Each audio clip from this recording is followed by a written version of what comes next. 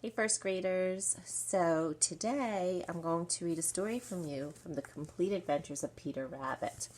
This is an anthology and it has 4 stories in it. The first one is The Tale of Peter Rabbit, so that's where I'm going to begin. Once upon a time there were 4 little rabbits and their names were Flopsy, Mopsy, Cottontail, and Peter. They lived with their mother in a sandbank underneath the root of a very big fir tree. "Now, my dears," said Mrs. Old Rabbit one morning, "you may go into the field and down the lane, but do not go into Mr. McGregor's garden. Your father had an accident there, and he was put in a pie by Mrs. McGregor." Ooh, that's not good. "Now run along and don't get into mischief. I am going out." So here's their little house. This is their mom getting them ready, and she's getting ready to let them go out.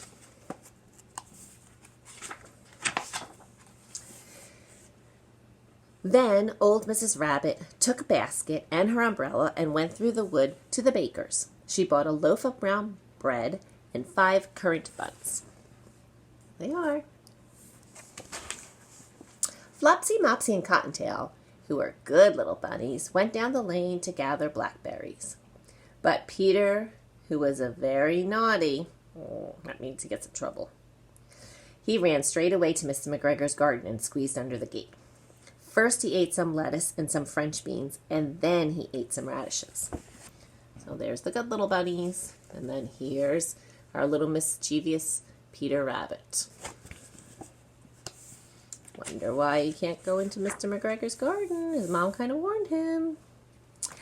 And then, let's see, feeling rather sick, that's because he ate a lot of food, he went to look for some parsley. But round the end of the cucumber frame, who should he meet but Mr. McGregor? Mr. McGregor was on his hands and knees planting out young cabbages, but he jumped up and ran after Peter, waving a rake and calling out, "Stop, thief!" So, let's see, he sees him, and there, he's going after him. Uh-oh. Peter was most dreadfully frightened. He rushed all over the garden, and he had forgotten the way back to the gate. He lost one of his shoes among the cabbages and the other shoe among the potatoes. And after losing them, he ran on all 4 legs and went faster, so that I think he might have gotten away altogether if he had not unfortunately run into a gooseberry net and got caught by the large buttons on his jacket. It was a blue jacket with brass buttons, quite new. Peter gave himself up for lost, and he shed big tears, but his sobs were overheard by some friendly sparrows or birds who flew to him in every great excitement and implored him to exert himself. So there's where he lost his shoes. He's caught in the gooseberry net, and here's the bird saying, "Please, come on, you can get up, Peter. Keep trying." Mr. McGregor came up with a sieve, which he intended to pop upon the top of Peter, but Peter wriggled out just in time, leaving his jacket behind him. Now he lost his shoes and his jacket. Oh, boy. And he rushed into the tool shed and jumped into a can. It would have been a beautiful thing to hide in if it had not had so much water in it. Mr. McGregor was quite sure that Peter was somewhere in the tool shed, perhaps hidden underneath a flower pot. He began to turn them over, carefully looking under each. Presently, Peter sneezed. "Ka-choo!" Mr. McGregor was after him in no time.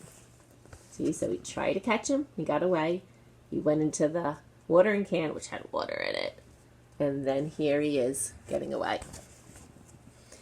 And he tried to put his foot upon Peter, who jumped out a window, upsetting 3 plants. The window was too small for Mr. McGregor, and he was tired of running after Peter, so he went back to work. There he is. Peter escapes. Yay! But what happens now? Peter sat down to rest. He was out of breath and trembling with fright, and he had not the least idea which way to go. Also, he was very damp. It's very wet from sitting in that can. After a time, he began to wander about, going lippity-lippity, but not very fast, and looking all around. He found a door in a wall, but it was locked, and there was no room for the fat little rabbit to squeeze underneath. An old mouse was running in and out over the stone doorstep, carrying beans and peas to her family in the wood. Peter asked her the way to get to the gate, but she had such a large pea in her mouth that she could not answer. She only shook her head at him, and Peter began to cry. So here he is trying to figure out where to go, and this is when he's met the mouse. Then he tried to find his way straight across the garden, but he became more and more puzzled, and presently he came to a pond where Mr. McGregor filled his water cans. A white cat was staring at some goldfish. She sat very, very still, but now and then the tip of her tail twitched as if it were alive. Peter thought it best to go away without speaking to her. He had heard that cats from his cousin Little Benjamin Bunny. Probably not good news. He went back towards the tool shed, but suddenly, quite close to him, he heard the noise of a hoe. Scritch, scratch, scratch, scritch. And a hoe is a tool that gardeners use. Peter scuttered underneath the bushes, but presently, as nothing happened, he came out and he climbed upon the wheelbarrow and he peeped over. And the first thing that he saw was Mr. McGregor hoeing onions, and his back was turned towards Peter, and beyond him was the gate. So here's the cat, here's Peter, and Mr. McGregor, if you can see closely, and there's the gate he needs to get to. Then he tried to find his way straight across the garden, but he became more and more puzzled. And presently he came to a... Oops, I'm sorry, I forgot to turn the page. Now let's see what's on the next page. Peter got down very quietly off the wheelbarrow and started running as fast as he could go along a straight walk behind some black currant bushes. Mr. McGregor caught sight of him at the corner of his eye, but Peter did not care. He slipped underneath the gate and was safe at last in the wood outside the garden. Mr. McGregor hung up the little jacket and the shoes for the scarecrow to frighten the blackbirds. See, so here he is escaping, and he's using his clothes to try and scare the crows. But look, the crows aren't scared. They're just sitting there. That's pretty funny.